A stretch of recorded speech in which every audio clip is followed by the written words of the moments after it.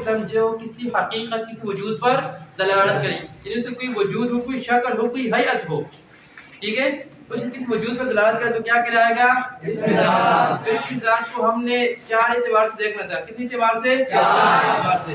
اعتبار لفظی اعتبار سے، لفظی اعتبار سے اسم کی قسمیں، لفظی اعتبار سے اسم کی قسمیں کتنی قسمیں تھی؟ لفظی اعتبار سے 3 قسمیں تھی، جس کو آپ کی کتاب میں لکھو باعتبار بناوٹ، یعنی اس لفظ کو ہم نے دیکھنا ہے کہ آیا یہ لفظ کسی اور لفظ سے بنا ہے یا نہیں۔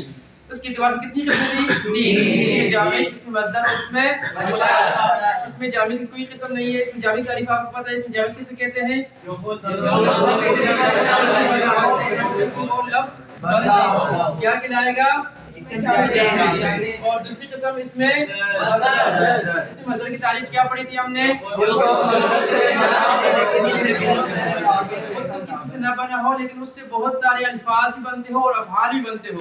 میں نے آپ سے کہا تھا کہ فعل اپنے اصل کے اعتبار سے کیا ہے؟ مشتق ہے، کیونکہ وہ مصدر سے بنتا ہے، کیونکہ جتنے بھی افعال ہیں وہ سارے کس سے بنتے ہیں؟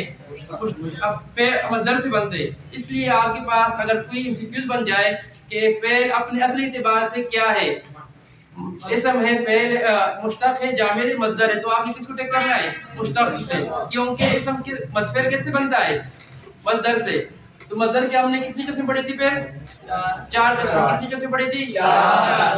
پہلی قسم کون سی؟ مصدر مفرد، جو شروع سے مصدر کے معنی میں ہو، جیسے چلنا، جیسے چلنا شروع سے مصدر کے معنی میں ہے تو اس کو کیا کہیں؟ مصدر مفرد۔ ایک ہی کلمہ مفرد اور مرکب کا آپ سمجھتے ہو۔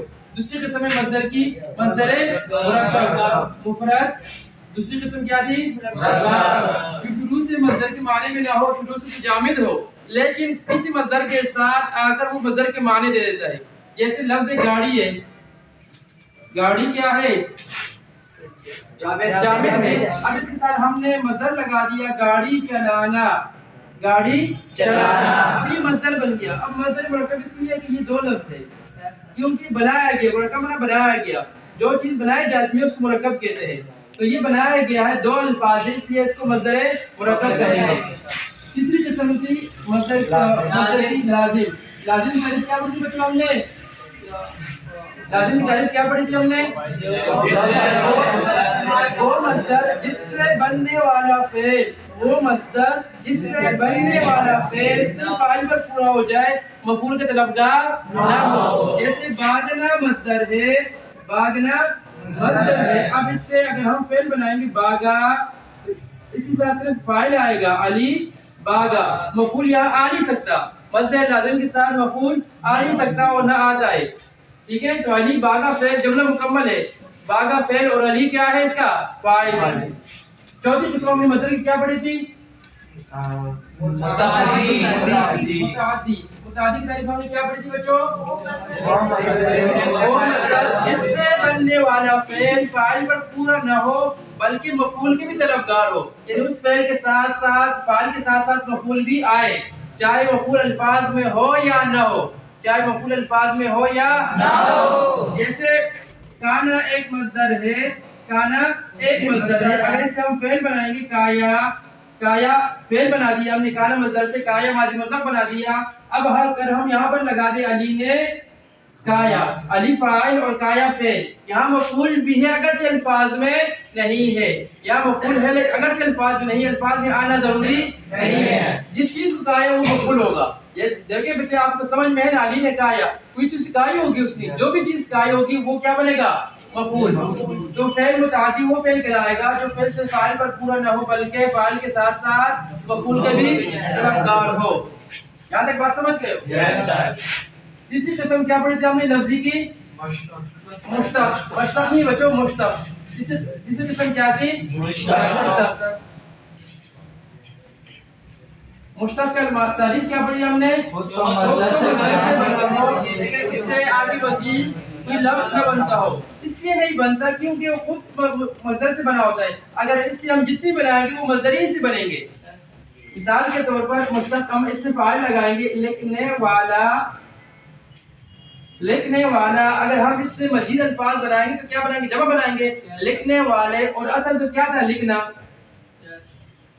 لکھنا۔ اب یہ جو اس سے بنا ہے. اگر ہم یہاں پر لگائیں گے لکھنے والے تو یہ بھی تو اسی سے بنا ہے. اگر یہ اس سے بنا تو یہ بھی اسی سے بنا ہے.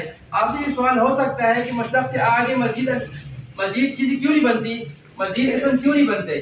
کیونکہ مصدر خود مصدر سے بنا ہوتا ہے, اس لیے وہ جتنی بنے گی اس کا مادہ, اس کا جو ماخذ ہے وہ ایک ہی ہوگا, اس سے مزید چیزیں نہیں بن سکتی. دیکھیں لکھنے والے میں جو مادہ ہے وہ لکھنا, تو لکھنے والے میں بھی لکھنا آتا ہے یا نہیں آ رہا؟ یہاں بھی اگر لکھنے والا ہے, لکھنا کا لفظ یہاں پر بھی یہاں پر بھی ہے, تو دونوں کا ماخذ جس سے وہ لفظ لیا گیا وہ ایک ہی ہے, اس لیے مشتق سے آگے کوئی قسم نہیں بنتی.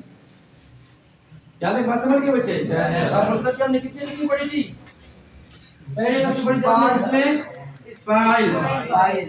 اس میں فاعل کی تعریف آپ بھی پڑھی تھی, جو کسی کام کرنے والے کو ظاہر کرے, اور اسم جو کسی کام کرنے والے کو ظاہر کرے. مفعول کی ہم نے کتنی قسم پڑھی تھی؟ 2.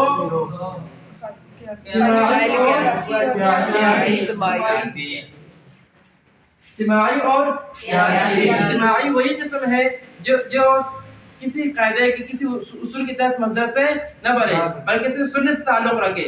جیسے لفظ استاد ہے, لفظ استاد سماعی ہے یا قیاسی ہے؟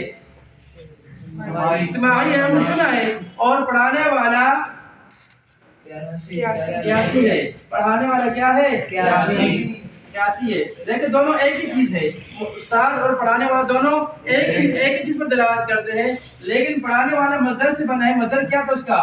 پڑھنا, اور اس کے بنانے کے طریقے